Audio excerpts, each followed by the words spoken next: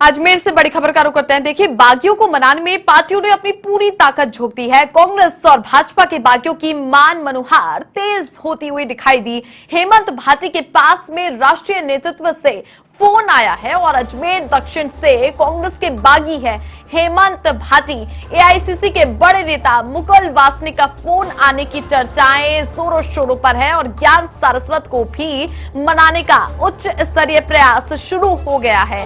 अजमेर उत्तर से भाजपा के बागी है ज्ञान सारस्वत। पूर्व सभापति सुरेंद्र सिंह शेखावत को मैनेज करने का भी प्रयास किया जा रहा है और उत्तर से देखिए भाजपा और दक्षिण में कांग्रेस के लिए मुसीबत बने हुए हैं ये बागी। इन्हें मनाने की कवायदें तेज होती हुई दिखाई दी हैं। वहीं पर गुरुवार की शाम तक नाम वापसी का ये समय है। तो देखिए, कल शाम तक जो तमाम प्रत्याशी हैं जिन्होंने नामांकन पर्चे दाखिल कर लिए हैं, इस बीच में उन सभी को मनाया जा रहा है। बागियों को मनाने की कोशिश में जुट चुकी है तमाम पार्टियां। इस बीच में देखिए, कांग्रेस पार्टी की तरफ से डैमेज कंट्रोल करने की भी कोशिश की जा रही है। इसी तरफ है इसके तरफ देखें तो एआईसीसी मुख्यालय की तरफ से यहां पर फोन आने की सूचना मिल रही है। अजमेर से मेरे सहयोगी कौशल जैन जुड़ चुके हैं। कौशल, चूंकि अब देखिए बाकी सबसे बड़ी मुसीबत बनते हुए दिखाई दे रहे थे, चाहे कांग्रेस हो या फिर बीजेपी हो, लेकिन अब मान मनोबल का सिलसिला शुरू हो चुका है, कोशिशों का दौर स्टार्ट हो चुका है। पूरी अपडेट दीजिए जी। छवि, देखिए, जहां तक बात करें विधानसभा चुनाव 2023 में इस बार जो बागी और निर्दलीय प्रत्याशी है, कहें गद्दार किस तरह से वो दोनों ही संगठनों को नुकसान पहुंचाने की स्थिति में है। हम अगर बात करें अजमेर उत्तर की, तो देखिए अजमेर उत्तर के अंदर ज्ञान सारस्वत देवी जो बीजेपी के प्रत्याशी हैं वासुदेव देवनानी, उनके लिए नुकसान साबित हो रहे हैं। हम बात करें अजमेर दक्षिण की, तो अजमेर दक्षिण से कांग्रेस की जो प्रत्याशी है द्रौपदी देवी, उनके खिलाफ जो पूर्व कद्दावर नेता है कांग्रेस के और कई बड़े पदों से भी नवाजे गए हैं हेमंत भाटी, वो भी यहाँ पर बड़ी जो है वो पेचीदगी वाली जो स्थिति वो पैदा कर रहे हैं। हम बात करें अगर उत्तर की, तो यहाँ पर ज्ञान सारस्वत बहुत मजबूत माने जाते हैं और बीजेपी के कद्दावर रहे, इनको बिठाने के उच्च स्तरीय प्रयास किए गए।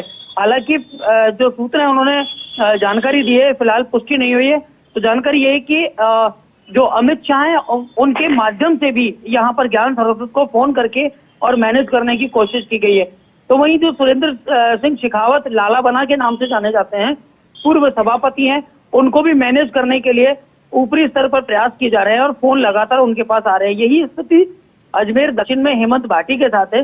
उनके पास जो मुकुल वासनिक के डैमेज कंट्रोल की जो टीम बनाई है एआईसीसी ने, उसके मेंबर हैं मुकुल वासनिक, उनके द्वारा फोन किया गया और बोला गया कि किसी भी तरह से इसको विड्रॉल किया जाए। तो कहीं ना कहीं जो मान मनोबल वाली जो स्थिति है वो बन रही है और माना जा रहा है कि कहीं ना कहीं इसमें दोनों ही जो संगठन है भाजपा और कांग्रेस, उनको कहीं ना कहीं सफलता हाथ लगेगी।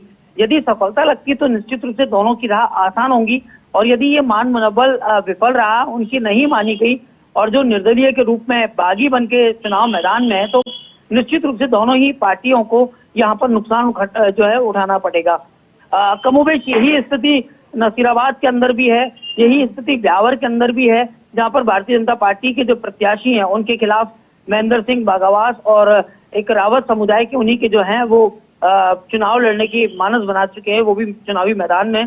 तो वही पारस पंच जो कांग्रेस के हैं, उनके खिलाफ भी बगावती तेवर लेके कांग्रेस एक नेता सामने है। इनको कहीं ना कहीं जो कंट्रोल है वो करने की कोशिश की जा रही है। सभी यहाँ ये बताना चाहूंगा कि अजमेर का जो केकड़ी विधानसभा क्षेत्र है वो मात्र एक ऐसा है जहां पर कोई भी बागी जो है वो चुनाव मैदान में नहीं है, तो कांग्रेस का भी रघु शर्मा के लिए रास्ते साफ है।